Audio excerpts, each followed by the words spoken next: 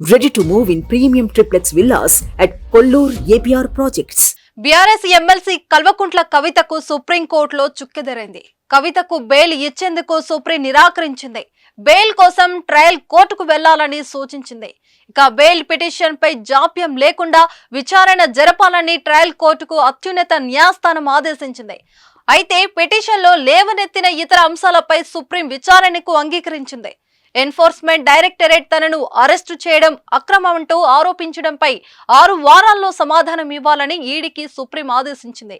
ఈ నెల 23వ తేదీన ఆమెను తిరిగి కోర్టులో ప్రవేశపెట్టాలని ఉత్తర్వులున్నాయి.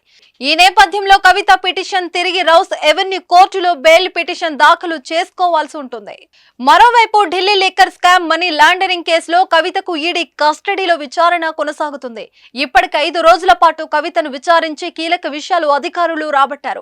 కవిత పిఏలను కూడా ఈడీ విచారించింది. ఈడీ కస్టడీలో ఉన్న కవితను ఆమె తల్లి శోభ గురువారం రాత్రి కలిశారు. కేటీఆర్ తో పాటు ఆమె కవిత వద్దకు వెళ్లి మాట్లాడారు.